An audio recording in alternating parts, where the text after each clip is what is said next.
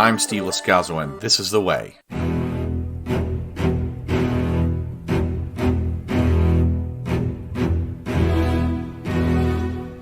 You're listening to This is the Way podcast's discussion of Ahsoka Season 1, Episode 3. It's Part 3 called Time to Fly. A little about me. I started podcasting because I had left the broadcasting business and been out of it for a few years, and I wanted to hone some of the skills that I'd learned as a sports anchor and reporter, and I liked Star Wars. And there was this new show coming out, The Mandalorian. Since the debut of Disney Plus and that show, I've podcasted about dozens of shows, and for a time, I even kept track of what was happening in Marvel's Phase 4 with a separate podcast. My goal with today's podcast, the one you're listening to right now, is to have fun speculating about where the story of Ahsoka is heading.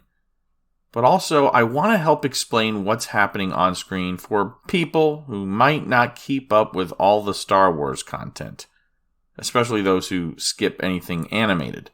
With the exception of the 2-episode Week 1 premiere, Ahsoka releases weekly on Tuesday evenings in the US, and it will until all 8 episodes are out. All this is Dave Filoni's fault. He's the unofficially official creator and caretaker of the Ahsoka character. He's also the creator of the show, the showrunner. He directed the premiere. He will be credited with Episode 5 as well, and Filoni gets the writing credit on all 8 episodes of this first season. Steph Green directed Episode 2 and Episode 3.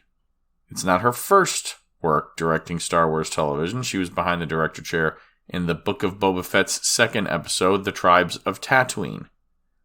The end credit sequence of Ahsoka is thanks to you and company. We ran through some of the translated runic lettering in the Part 2 episode recap and discussion, so if you're looking to hear about that and my crediting of you and company, tune into episode 137 of This is the Way podcast. Join us! Come! The runtime shows up as 37 minutes in parentheses on the Disney Plus show page, but say it with me now, that's not how long it takes if you're only interested in action. From first shot to cut to credits actually runs 29 minutes 23 seconds. In this episode, we're counting from when the T6 appears in hyperspace to the cut to black from Baylan's dour face on Cetos. We've gone from a little over 50 minutes to a little under 37 minutes in episode 2, and now less than 30. Just pointing it out. The description of the episode in Disney Plus reads, Hera tangles with New Republic politics while Ahsoka and Sabine Wren voyage to a distant planet. Director of photography is Quyen Tran, who was co-DP last episode but has the work all to herself for Part 3. Her husband is Star Wars voice actor Sam Riegel, a Dungeons & Dragons player with Critical Role on YouTube and Twitch. Production design in the episode was handled by Dung Chang again. He worked on the first 2 with Andrew L. Jones, but Jones is out on this one, and Todd Cherniowski is in. Todd worked on Obi-Wan Kenobi for Lucasfilm, and he's had experience with the first season of Star Trek Picard and 4 episodes of Season 1 of Discovery. Editor, James D. Wilcox, his first Star Wars work. He did a lot of work for Damon Wayans' My Wife and Kids, and a lot of episodes of CSI and the new Hawaii Five-0.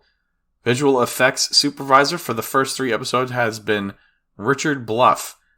He's won Primetime Emmy Awards for the Book of Boba Fett and The Mandalorian, but he's worked for Marvel on Doctor Strange, Agent Carter, and also led the Industrial Light and Magic team that created the Millennium Falcon Smugglers Run game for Galaxy's Edge. And yes, it's a ride, but it's also kind of a game.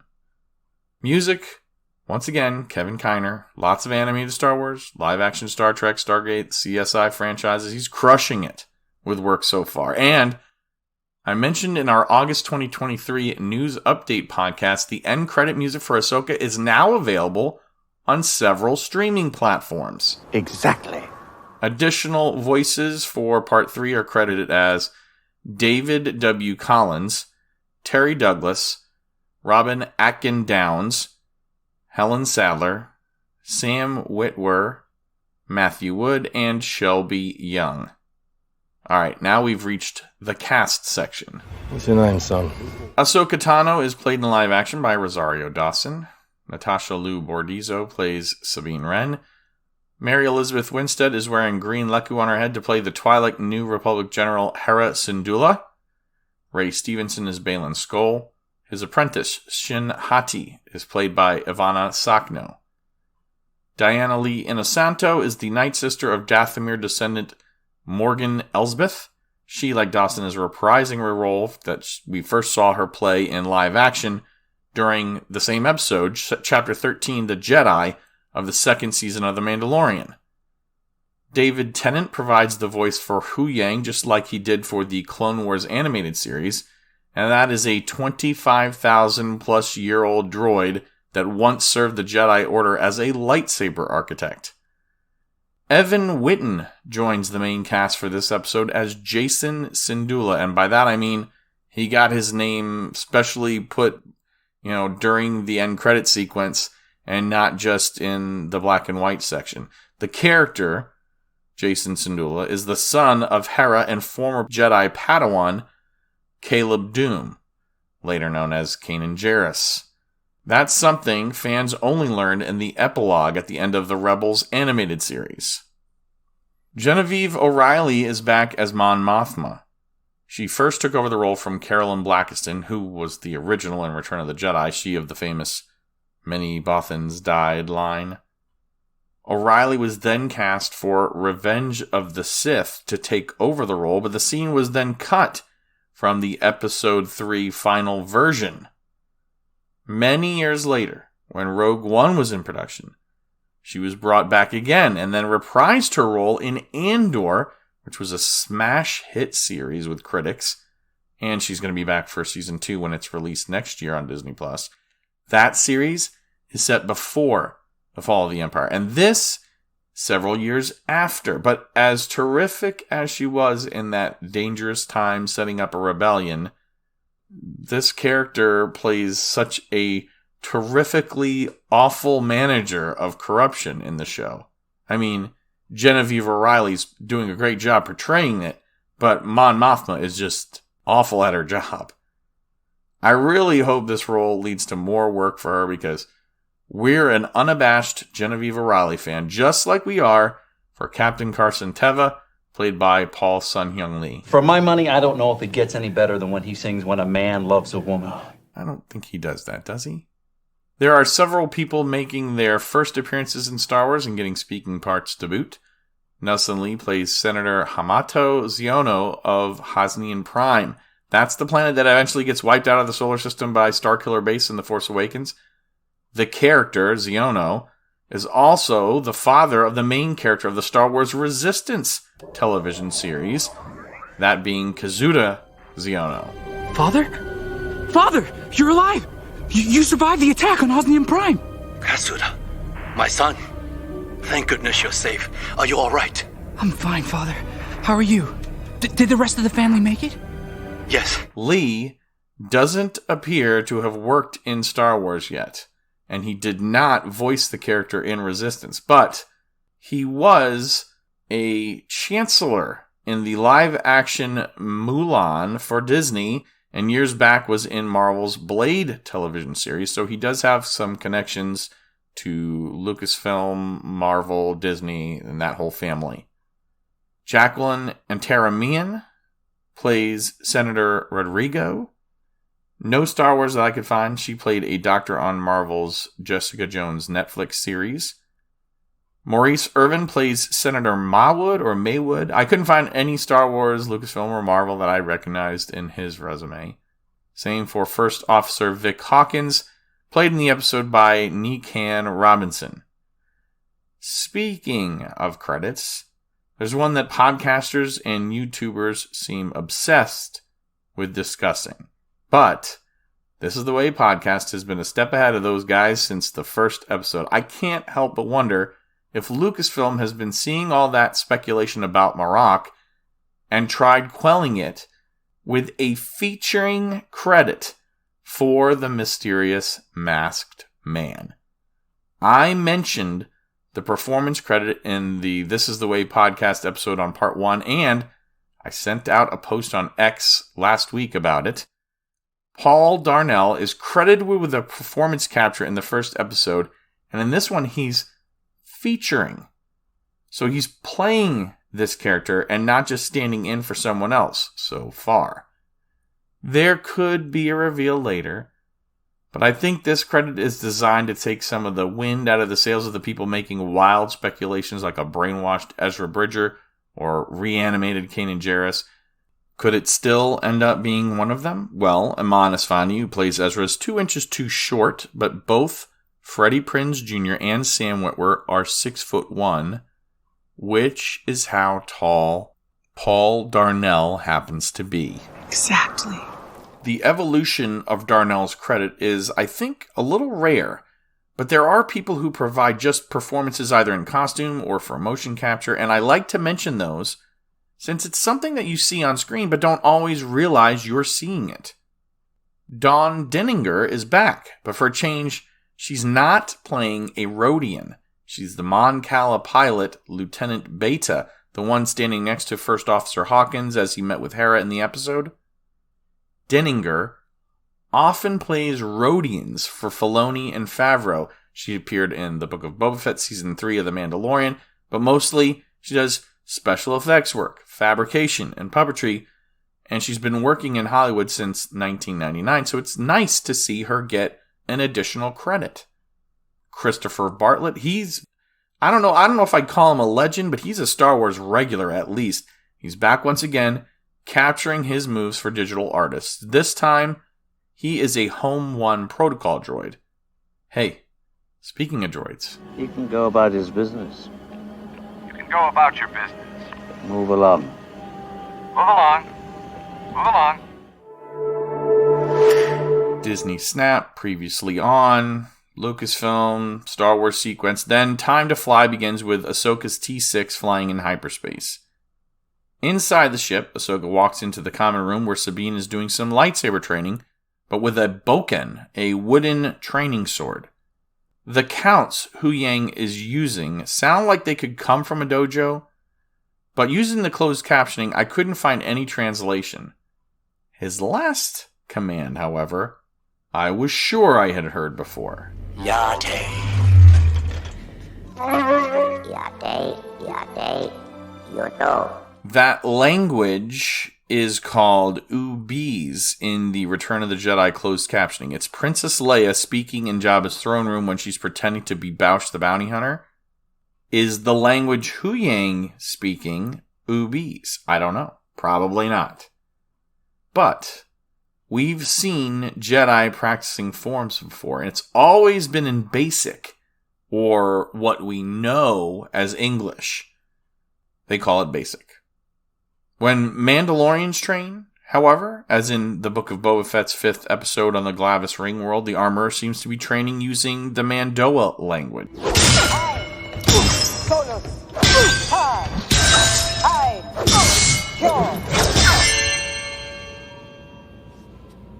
Solus. Sabine, she's Mandalorian, has gone through training before. But it's been with Kanan and Ezra, and it was definitely in basic. Every mistake is a limb lost. The blade is never at rest. Okay, let's go again. No. You better practice with Ezra first. All right. Why? Ezra, walk her through the forms. Kanan. Okay, ready position. Sabine, ready position? Okay, great. Yeah, that's ready position. Now we go 1, 2... Kanan and Ezra are not Mandalorians. Sabine is eager to learn at that point in the Rebel story because she wants to be a leader after finding the Darksaber. This is before she gives it to Bo-Katan in that story. I read you, Hera. It's been a couple of days. I wanted to see how things are going. Slowly. Ezra's still taking her through the basic forms with the training sabers. Training sabers? You mean those sticks you and Zeb made? I'm being careful. Were you careful with Ezra? I don't remember him fighting with a stick. Well, maybe I'm trying to do things differently this time. Or maybe because she doesn't have the Force, you don't believe she can do this? No. The Force resides in all living things, but you have to be open to it. Sabine is blocked. Her mind is conflicted. She's so expressive and yet so tightly wound. She's so... Mandalorian. Ugh, very. I'll be sending out supplies. Is there anything specific that you need? Patience, understanding. I'll see what I can do. Back then, Kanan pointed out, yeah, sure.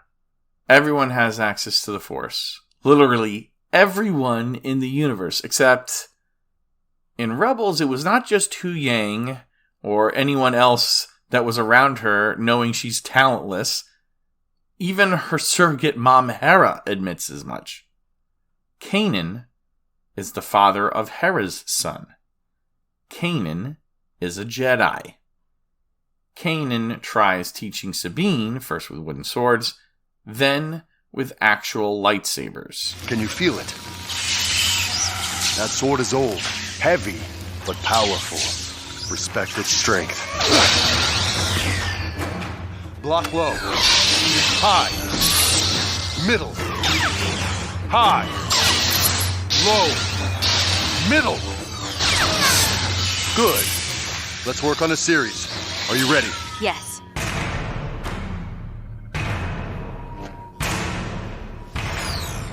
Remember the forms Ezra taught you. Take ready position. We'll start slow.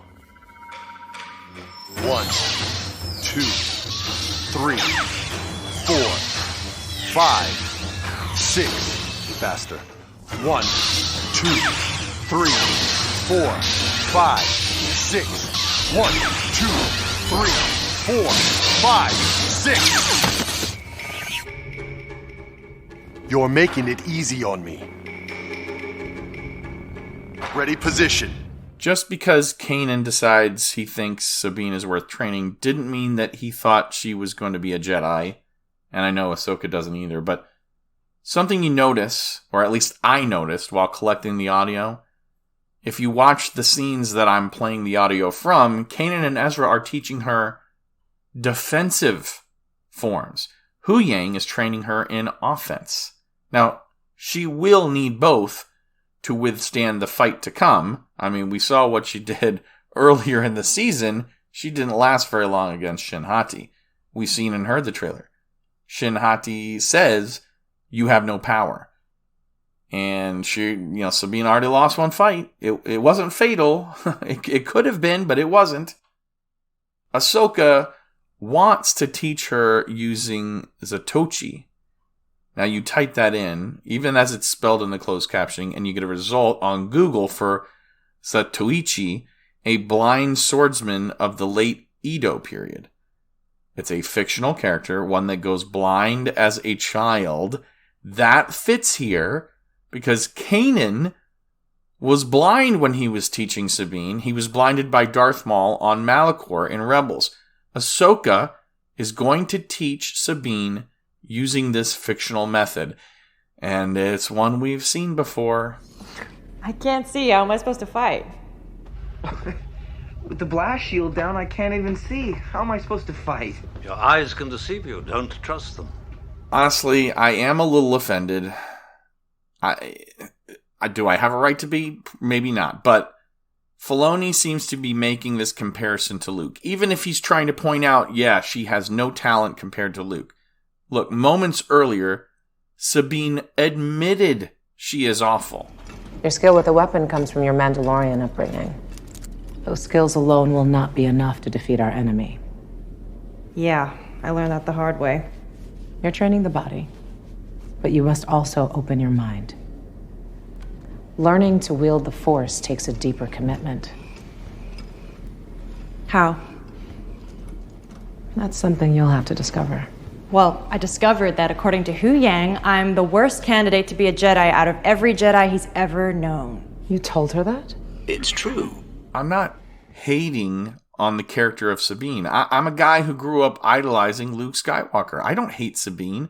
I just don't think it's necessary to draw this comparison or make a reference, especially since the underlying point is Sabine is much less powerful and much less talented.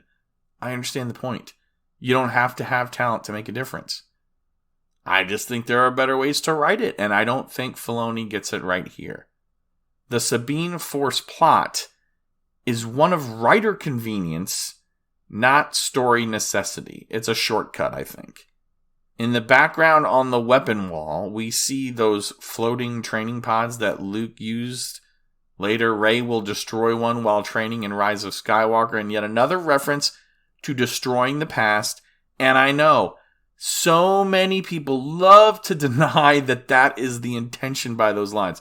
The line that's spoken about Kill the Past is, oh, it's the villain. You don't get it. The villain speaks it. Except it's Kylo Ren. And they forget that that villain, quote, unquote, has a turn at the end to the light. And he literally helps the new hero kill the past actual villain, who not only does not want the past to die, Palpatine does not want the past to die, he wants to control it and the future. But I'm getting off track here. Here in Ahsoka, in the training room, Sabine is flailing around wildly while she's wearing the blast shield. Contrary to what some podcasters and YouTubers say, I don't think there's any indication that she senses Ahsoka at all. I think it's like a broken clock here, right twice a day. We see all the time she misses, and those are obvious. But when it looks like she might be onto her, I think that's confirmation bias. I think, okay, now she's getting close. She's not actually sensing anything. She's just now getting a little bit closer. I don't think she has any talent. I think she's reaching out with everything she's got, and it's the bare minimum. But that doesn't mean Ahsoka shouldn't hold out hope.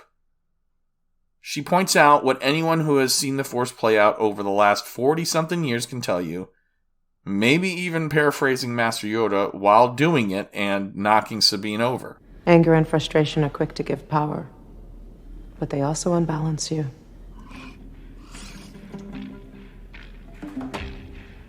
Let's go again. Elsewhere in the galaxy, Hera is on board Home 1 and goes to a hollow meeting with the Chancellor, Mon Mothma, and some high-ranking senators. One of those is Hamato Ziono, Kazuda's father. Kaz Ziono is a character we have not met in live action. At this point, he might still be a small child if he's born yet. The character is a young spy from the series Star Wars Resistance, which takes place right around The Force Awakens. It's probably 20 years out from where we're at.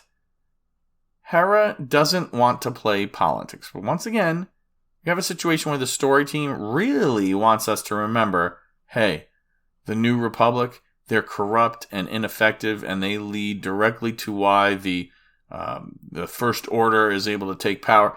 None of the politicians in the room have any idea what they're talking about when it comes to the Empire. And if they do, they're on the take. Why not track down Hera's information about the return of Thrawn? What is this appeasement of former Imperials supposed to provide? I mean, people like Ziono and the other senators must be making money. I don't understand how Mon Mothma could be so effective in wartime and then just so neutered here. There are reports of things happening.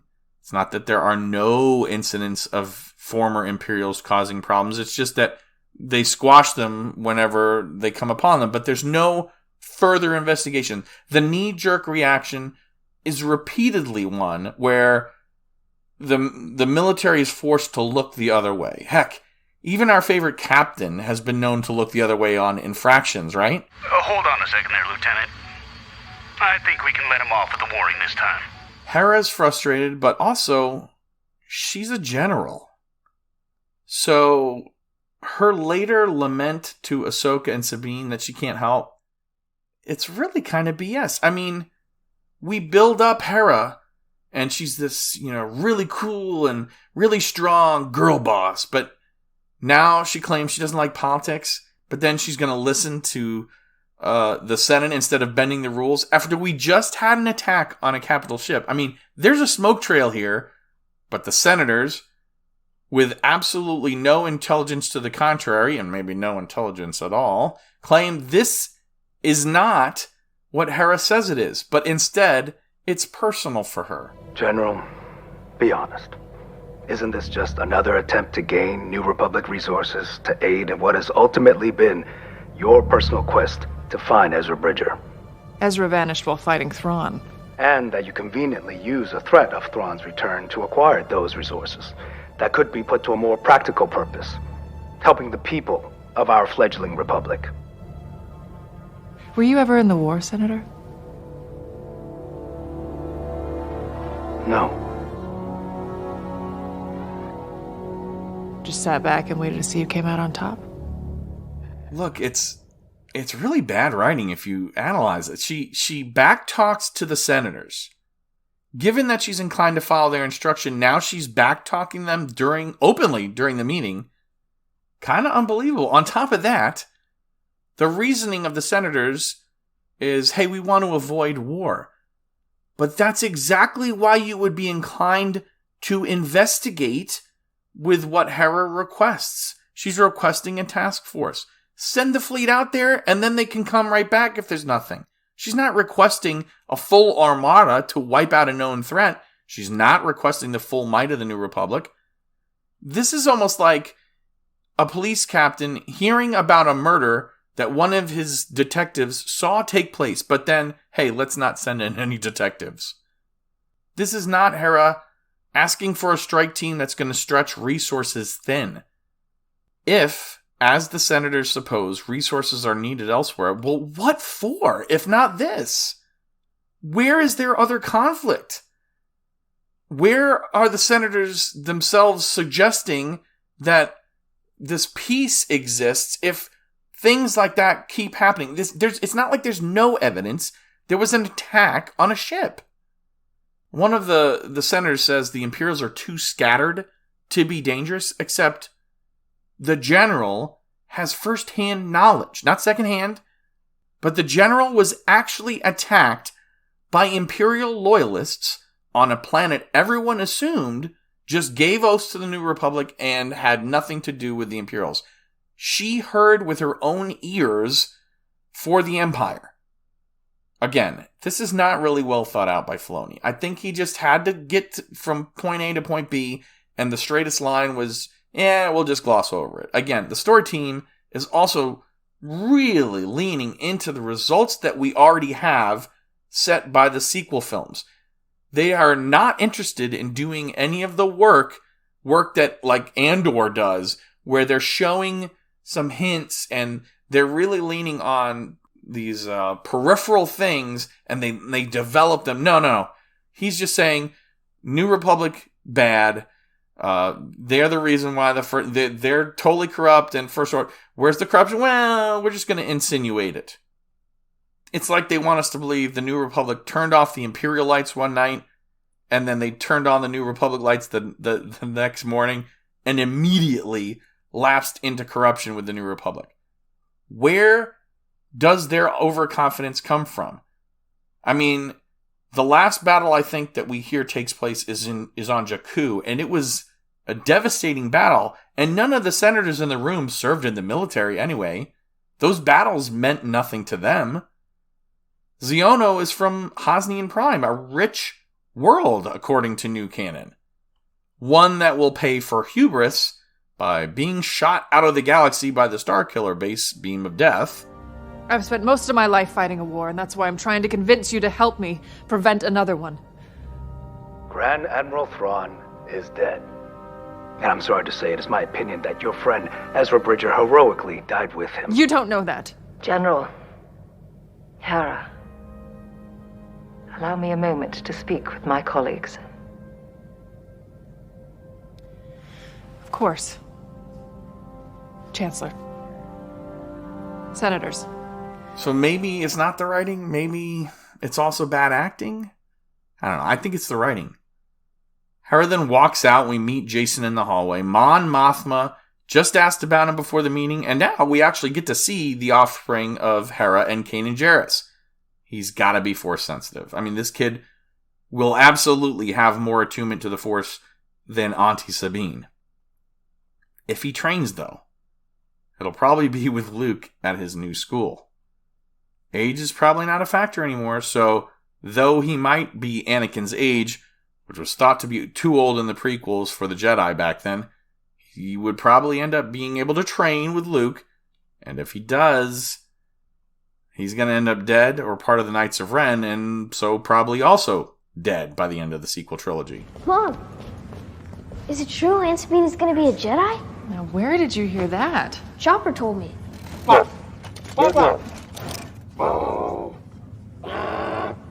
want to be a Jedi. Yeah, I know you do, Jacen. The problem is, that is reasonably what should happen, but Filoni probably won't let it happen. Sabine and Ahsoka have a chat back on the T6 in the common room when it's a table and not a sparring dojo. And Ahsoka, I don't know, this entire conversation comes down to the first few minutes of the conversation, really. So I'm just going to play it. I can't use the Force. I don't feel it. Not like you do.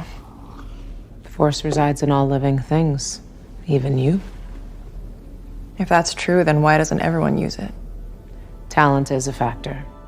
Yeah, I mean, sounds about right. I don't think I can really expand on it any more than the words actually tell us. Training and focus are what truly defines someone's success.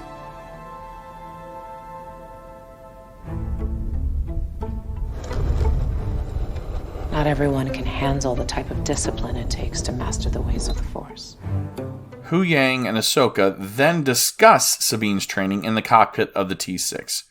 Huyang's resolved. Ahsoka, she may be more helpful, which doesn't completely track with what we saw in The Mandalorian with Grogu, considering both Baby Yoda and Sabine, the overage teen, have attachment issues that they've got to work through. I only spoke the truth.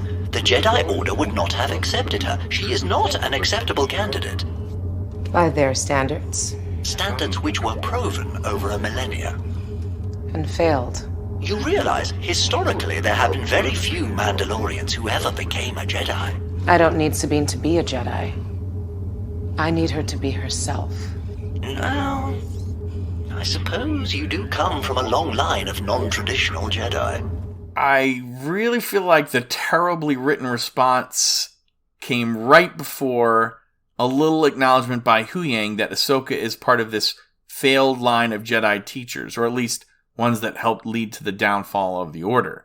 I mean, it's like he puts the terrible line and then he gives us this little lore nugget. Seriously, think about Yoda teaching Dooku, who taught Qui-Gon, who taught Obi-Wan and Anakin learning from Obi-Wan, who wasn't ready to teach, and then Anakin falls to the dark side, but not before he taught Ahsoka, and Ahsoka left the Order, and she's going to do what? She's going to end up advising Luke and teach Sabine? We don't need an Ahsoka redemption story here, though. There's nothing for her to apologize for. Nothing to redeem. Not because that wouldn't be a great story, but because in this galaxy, we already know the ending of the story thanks to the sequels. They've already got The Force Awakens, Last Jedi, and The Rise of Skywalker.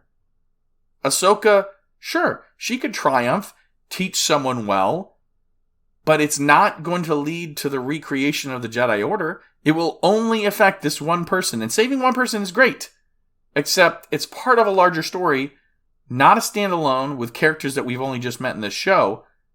These are legacy characters, pre-existing the Disney acquisition. Let's address the bantha in the room. Honestly, the best part of the scene, maybe the episode, is Sabine as a stand-in for all of us. All of us who ever dreamed of using the Force. I truly appreciate that she tries to summon the cup to her with the Force, and it doesn't even budge, even in the slightest. This is not a Captain America moves Thor's hammer moment, where it shifts a little bit, even in the slightest, and somebody notices. No. Sabine completely fails in her attempt, just like all of us did when we were alone, trying to lift rocks with our minds. Master, moving stones around is one thing. This is totally different. No different. Only different in your mind. You must unlearn what you have learned. All right, I'll give it a try. No, try not. Do or do not. There is no try. Hera, great. How far out are you in the fleet? Unfortunately, I won't be joining you for this one. And neither will the fleet. What? The Senate committee wouldn't approve the mission. The Senate committee? What are you talking about? I'm sorry, Sabine. But it's not up to me. I have to follow the order. Hera? Huyang, what's happened? We've entered the Denab system. All comm transmissions are being jammed. The radar, sir. It appears to be jammed. Jammed. Raspberry. There's only one man who would dare give me the raspberry. Lone Star! Again, what a way to neuter a character you were trying to show us was strong. I have to follow the Senate's orders. I mean, it's writing that's failing here. You build up Hera to be this strong female character, and then you show us she's weak here. Later, when it's convenient, I bet you I know what's going to happen. She'll end up being strong again. Hera's communications are cut short thanks to interference from the Denab system. Somebody knows you're coming. I mean, we're about to get some great starship battles. Huyang drops the T6 out of hyperspace early, according to Ahsoka, but since it follows the Jedi playbook, that's basically where Shin and her fighter squadrons are waiting. I did like the back and forth and the teamwork during the fights between Ahsoka and Sabine. Woo! I got one! Good work. I got him! Great kid! Don't get cocky! They're forming up. Let's roll them. Copy that. On my mark. Tell me when. It all works, but you got to remember the teamwork here is surrounded by battle and cool visuals. If that's the only time Star Wars works, that's a problem. Well, it's not, because Andor's written well and there's very little fighting to punctuate that story, but the space dogfights are cool. I like that Shin seems to be wearing that same kind of mic that Anakin wore in Revenge of the Sith during his starship battling. How interesting. I would never have guessed that. Get everything you need? Not yet. See if you can get a little closer. Are you crosswired? Closer, please. Huyang's insistence on getting closer for a scan is a little funny. And I don't really mean funny haha. I mean, yeah, he's a droid, yes, and the line kind of plays funny, but this is a droid that was very interested in self-preservation back on Lothal last episode. You know, Sabine was messing with that HK droid head, right? Anyway, as I pointed out, it's a hyperspace ring for a very large ship, and Elsbeth has her ship docked at the apex of the ring, at least in reference to the orientation of the planet below. She calls for turbo lasers, and she actually does help momentarily disable Ahsoka's ship. Leave him. I need you to run a full diagnostic. Prioritize Sabine. We can't help Huyang if we're both dead. Now get on it. At first, I was wondering if they were going to show us the end of Huyang, 25,000 years of survival, and then he gets shot inside the ship, but he will be okay. And the ensuing scene with Ahsoka heading out onto the wings with a specially designed spacesuit, it's absolutely ridiculous. But you know what? I liked it. This should be proof. Not everything has to make sense to me to be entertaining. It's just fun. I don't even care about the realism of the gravity. It's just cool to me that she heads out with these gravity boots on, lightsabers in hand. She's going to distract and deflect starship fire. Nonsense, all of it. Fun nonsense. I got it! Great. Now get me. So earlier, Sabine said, I got one, and Ahsoka said, great work. An echo of Luke in the Millennium Falcon getting one, and then Han telling him, great, now don't get cocky. And then Sabine now boots up the ship, I guess reboots it. Ahsoka gets back inside just in time, and Sabine, rotates the ship so that she can get back in, and then they start heading toward the surface of Cetus. On the way through the clouds, Tracking something up ahead. Another ship? No. What? What is it?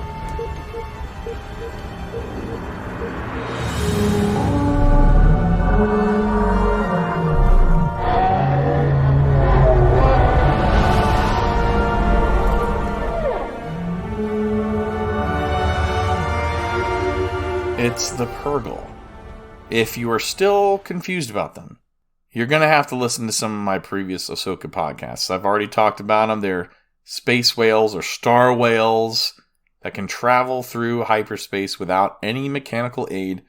They may have been the creatures that inspired or began the study of how to use the lanes for traveling.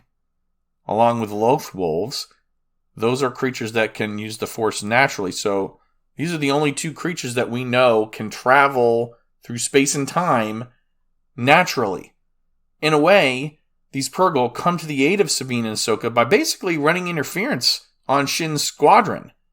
I don't know that was intentional. Maybe it was just a benefit, but it gives them time to set down and regroup their thoughts in the forest. We're in pretty bad shape. Better set us down. And complete. Oh, took my battery back up a while to cycle, I suppose. What did I miss? Ahsoka and Sabine are not the only ones that are going to use that time to regroup. Marrok is heard once again, and as we've pointed out several times, it's just Marrok. I don't think it's Ezra or Kanan. The credit has gone to Paul Darnell. According to the StarWars.com website, Marrok is just a former Inquisitor. Could that be misdirection? Absolutely. Occam's razor, though. Easiest, simplest explanation, probably correct. Any sign of them? Nothing. They must be hiding in the forest. Let's regroup. Ahsoka had turned off Huyang, but now they're going to take a chance and switch back on their computers and switch him back on. And then he starts to discuss what his scans revealed. He says 6 engines are already in place, with the final one being put in place, but we heard earlier there were 9 engines on Corellia, and then I counted 4 on each side of his scanned holo image, and a 9th installing at the base. Huyang starts speaking of the crafting of the ring for galactic hyperspace travel, but Ahsoka casually asks about intergalactic travel.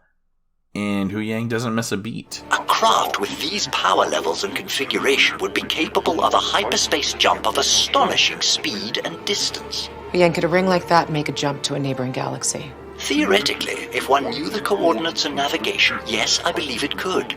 The Jedi archives speak of intergalactic hyperspace lanes between galaxies, which used to follow the migration paths of star whales named Purgle. Like the ones we just saw. Really? When? You thought I was going to play Beastie Boys there, didn't you? Yeah, I almost did. It's played a little too loosely here. Okay, Obi-Wan had to go way deep into the archive in the prequels, and he couldn't even find this planet being hidden from him, but suddenly, Purgle are well known enough to be something that a lightsaber droid just kind of has stored in his memory banks, just in case. Well, like what? Is someone looking to craft their lightsaber, they want to get a really special piece from outside of the galaxy? Now, I'm not saying Purgle should be myth, but as the first live-action show to focus attention on them, and yes, I know they appeared in The Mandalorian in live action, and I know they were focused a lot in Rebels, but that's Filoni's storytelling. We're directly referencing them here. We're using them as a main plot point for intergalactic travel, but we've never heard of them in any live action before. This is the first live action show or movie or anything to use them. It seems way too convenient for Huyang to have knowledge like this at the ready. I admit, I don't know how else you make the reveal for the audience, but I think maybe it could have been done just by Sabine and Hera, who saw them before, and if not here in this moment, right, because Hera's not part of the conversation, you could do it sometime later, or even you could have done it last episode when they were discussing the map and how it led to another galaxy. Wasn't Huyang there in the room when Sabine pointed it out when she was on the hospital bed? Anyway, there's not much left to the episode. Shin and Marrok are off scanning in starships, streaking across the Cetos surface, but Baylan sends troops out to search the forest for the hiding Jedi and the Jedi's apprentice. The Jedi have taken refuge in the forest. Hunt them down. Okay, what do you think? Baylan and Shin are more compelling to me than the search for Ezra and Thrawn, and I'm not sure that that's Filoni's intention or hope. Now, he may have a sense for story, but he's just not telling it well, and can I be honest with you for a moment? I worry that that's my curse as well. I think I'd be a lot better directing the story of Star Wars, more so than anyone, even Favreau or Filoni, or even some of the weird, wacky ideas that Lucas has had. I'm basing this off the original trilogy only. But my fear, the dark side that holds me back from creating, what if you can't figure out how to actually tell that story you have well? Well, first of all, I'm not telling a story in Star Wars. Disney will sue the pants off me and anyone else. I'm talking, though, about this creative process. Filoni has this story in mind, and I feel funny criticizing him. He gets paid very well, though. And he's got a bunch of people around him. And he gets to do the creating that we all have to accept as fact. Now, I'm not getting paid. And you're not getting paid. In fact, the audience isn't getting paid. We are paying. And sometimes we're paying a lot. I mean, it's a subscription service. It's designed to take our money. I think that is enough to ask that, okay, the story's got to be better. The writing has to be better. The story has to fit together better. I think that's enough to expect better than we're getting with Ahsoka so far. So here's what I'm expecting to happen in the story. I think we're going to see Shin and Sabine fight next episode, but that's based on what we saw in the trailers and the clips. I also think next episode's when we're going to see Baylan and Ahsoka fight, like we saw in the trailers and clips. So, those two, or those four, are fighting two at a time. What's Marrok's purpose, then? We also see Ahsoka fight Marrok. So, where is he? Does he come first? Or does he come second? He probably comes first, right? But then that will leave Sabine. Does Sabine lose, or is she captured? And then Ahsoka wins her battle with Marrok and then moves on to Baylan. Is Marrok going to be, instead, is he going to be unmasked? Will he be just killed? Will he end up being tasked, or will he head off with Morgan Elsbeth?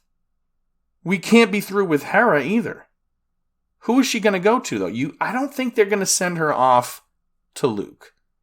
I don't think they're going to send her off to Leia, because as much as that makes sense, we might just get a reference to Leia or a reference to Luke.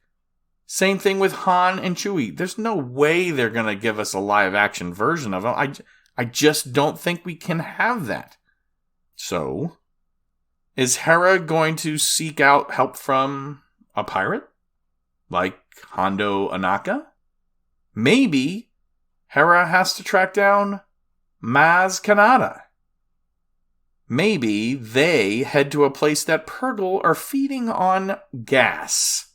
Like Bespin, Cloud City. And maybe Maz finds something interesting on the planet's surface or floating inside the gas giant. Something that she holds on to in a little chest for another 20 or so years before someone finds it in her basement. It's a treasure for the true aficionado. How's that for some wild speculation? Part 4 comes out Tuesday, September 5th. And again, it's Tuesdays from here until Part 8 on October 3rd.